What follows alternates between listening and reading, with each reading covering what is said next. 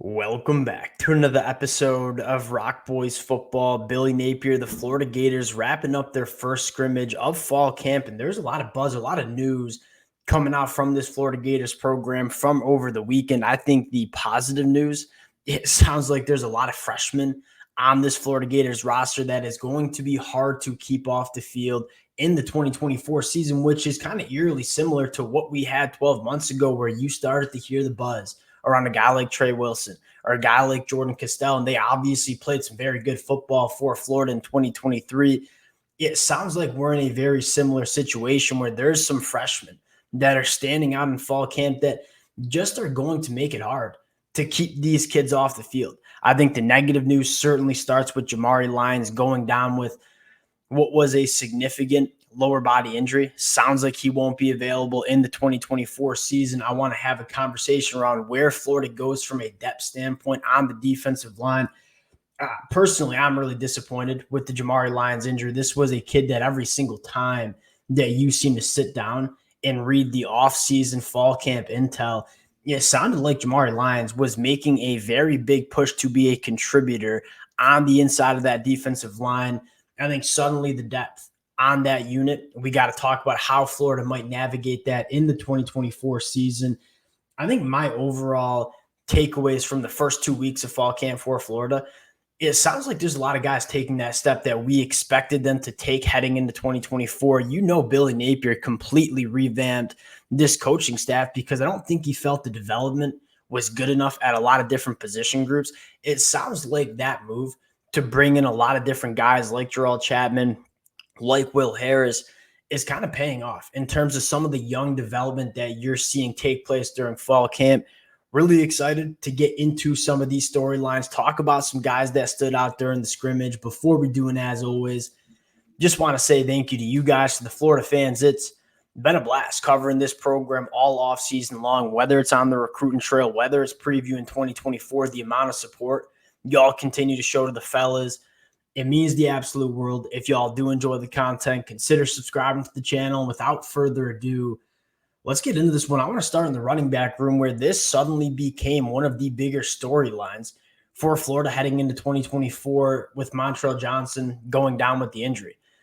I think there are a lot of guys that seem to be answering the bell in that running back room. I think it starts with a guy that, before 2 weeks ago, I don't even think we've talked about once. And that was the JUCO transfer, Jacoby Jackson, who is providing consistency to this running back room. And I think that's a massive storyline. It's very easy for a lot of the national media analysts and obviously some college football fans in general to gravitate to the running backs that create those explosive plays, which is no doubt an important aspect of a running back. That being said, I think the most important aspect is the running back that's able to keep an offense on schedule, right? Turn a 2nd and 7 into a 2nd and 5, a 3rd and 4 into a 3rd and 1 by kind of gaining those hard yards.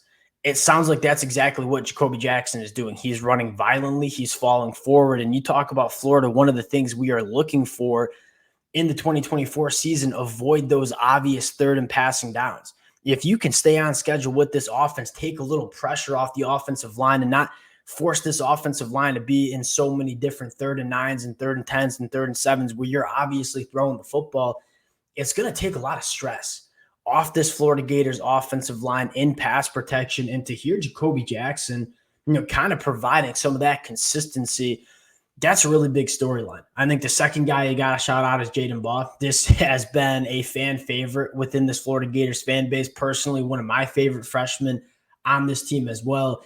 Look, we all know what Jaden Baugh can do when he has the football in his hands. What keeps a lot of running backs off the field as true freshmen are some of the extracurricular kind of stuff, specifically in pass protection. Jaden Baugh is a big body. Jaden Baugh physically, we have no question marks about playing in pass protection. I think a lot of the Jaden Baugh question marks are, all right, what's between the ears? Are you able to identify the linebacker that you have to pick up in pass pro? It sounds like he's doing that.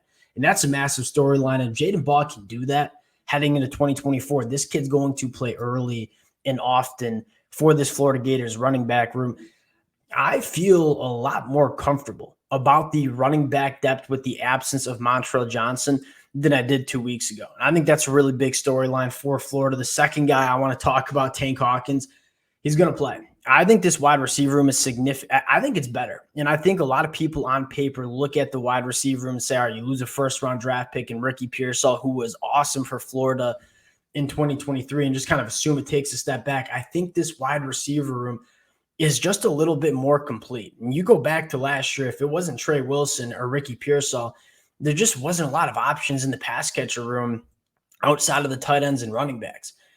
I think this is a little bit more complete wide receiver room. And even though you lose a guy like Ricky Pearsall, I think there's a lot more options in this Florida Gators passing attack that can kind of manufacture some explosive plays, which Florida struggled with in 2023.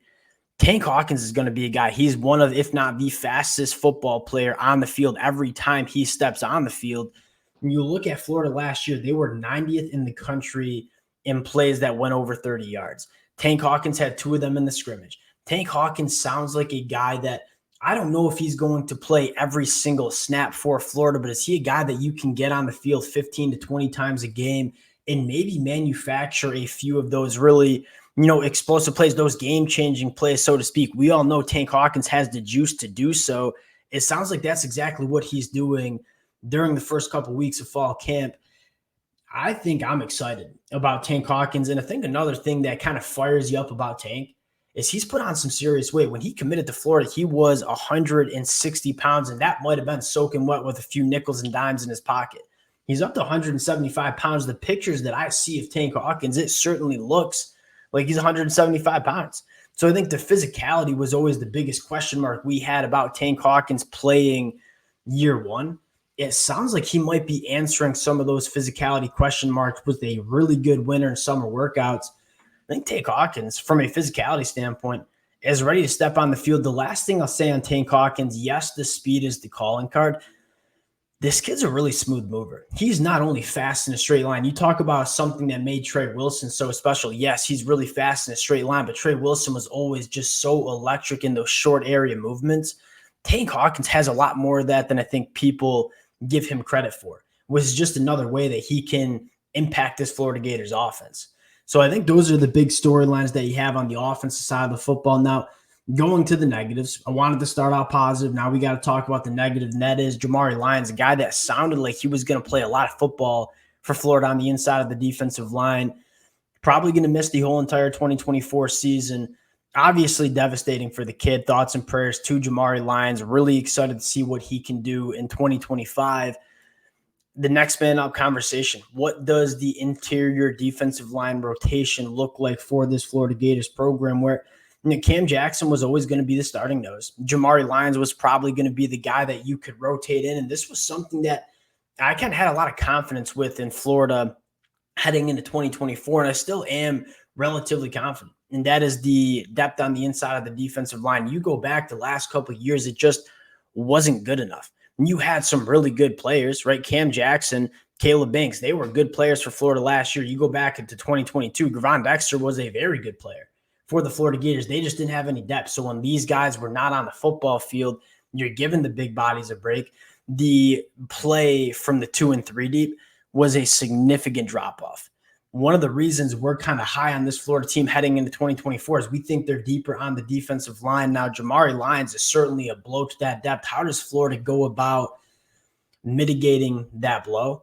Obviously, one, Desmond Watson. It sounds like he's in a little bit better shape. And Desmond Watson can do that job when he's on the football field. The problem with Desmond Watson is you couldn't play him that much because he just wasn't in the shape to play a ton of snaps on Saturdays in the fall. Desmond Watson is going to be a very, very important piece to this Florida Gators defensive line. You have some young guys in Dontre Robinson, Mekhi Borio, who are big enough and I think physical enough to play on the inside of the defensive line. But the kind of conversation I want to get into is, maybe does Florida pivot to maybe a little bit of a smaller but more athletic and longer defensive line on the inside, where maybe you see Cam Jackson, Joey Slackman, Caleb Banks, and maybe sometimes Joey Slackman kicks to the nose or Caleb Banks kicks to the nose. And instead of having that massive space eater like a Jamari Lyons or like a Desmond Watson, you might be leaning on a little bit more athleticism on the inside. Even a guy like Tyreek Sapp is 275 pounds. I mean, there is a very, very contested battle between Justice Boone and Tyreek Sapp for that position. Maybe you kick Tyreek Sapp into that 3-tech at some points, especially on those obvious passing downs, to mitigate maybe some of the question marks we have on the depth and the inside of the defensive line. It sounds like Kelby Collins is ready to contribute a lot more on the inside of the defensive line going into year 2. That body certainly looks ready. There are a couple of different options that Florida could go to. It's either relying on some freshmen, guys like Mekhi or Dontre Robinson, or just kind of using some of these bigger edge rushers and kick them inside on certain situations. You've seen defenses go to that, and it can be effective. Like if you have just really athletic movement skills on the inside of the defensive line, as opposed to those big bodies, there are certain things that that helps, specifically create negative plays, getting after the quarterback in the pass rush, right? Jamari Lyons or Cam Jackson, they're really good at what they do, stopping the run, but they don't necessarily give you a ton of juice in terms of rushing the passer. Does Florida maybe lean into a little bit more of an undersized but athletic interior defensive line, kicking a guy like Tyreek Sapp inside on certain situations? We'll see what Florida decides to do on the inside of the defensive line, but that suddenly becomes, at least in my opinion, a position that we have to monitor. How do the freshmen, guys like Mekhi and Dontre Robinson, do they seem like guys that can give you 10 to 15 snaps a game in 2024? That's, a question mark that a lot of people have now heading into 2024. I think the last takeaway on a positive note, I think the secondary can be really good. Now, this secondary struggled last year, I think largely not because of the talent level, but just more, you had a new defensive coordinator in Austin Armstrong. You were extremely young in the secondary last year. I mean, starting multiple true freshmen, a guy like Devin Moore, played a lot as a sophomore, played really well when he was healthy. Devin Moore is probably the biggest takeaway. I think Devin Moore might be the best cornerback on the football field for Florida, and that's saying something because I like Jason Marshall. And if you get Devin Moore and Jason Marshall healthy, playing their best football, I think that can be a very formidable cornerback duo. I think the second storyline is Asa Turner has come in and done exactly what Florida wanted him to do coming in through the transfer portal. That's provide a consistent veteran presence. That's just doing what he needs to do. Now, is Asa Turner as talented as someone like Jordan Castell or Bryce Thornton? No, probably not. That being said, Asa Turner is a guy that has played so much football during his career. He knows what to do. He knows what he's looking at. He can be that vocal leader in the back end of this Florida Gators defense. That sounds like exactly what he's been to this Florida secondary, which I think is exactly what Florida needed. I don't think the talent level was the problem last year. I think it was the inexperience. Having Asa Turner come and be that veteran presence, I think that is really, really big for this Florida Gators program. So I think overall, obviously, some injuries that Florida's going through, Montrell Johnson or Jamari Lyons, that's kind of part of the course. We feel for those guys, but at the end of the day, going into 2024, you knew you were going to have to go through injuries. I think Billy Napier has created a roster that we've said all offseason is just deeper than it was the last couple of years, where maybe 2 years ago, a guy like Jamari Lyons goes down. That is very bad for this Florida Gators interior defensive line. I think Florida has more options and more answers to that injury. We'll cut it there. Would love to hear how you guys are feeling in the comment section, specifically on the inside of the defensive line. My kind of suggestion was either, hey, we're going to rely on some true freshmen that might be ready to play, or we're going to go to a, smaller, more athletic interior defensive line, which really could help Florida get after the passer, create some more negative plays.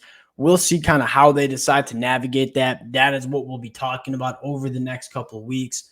Appreciate y'all rocking with the fellas. If y'all do enjoy the content, consider subscribing to the channel. Appreciate you guys, and we'll talk to y'all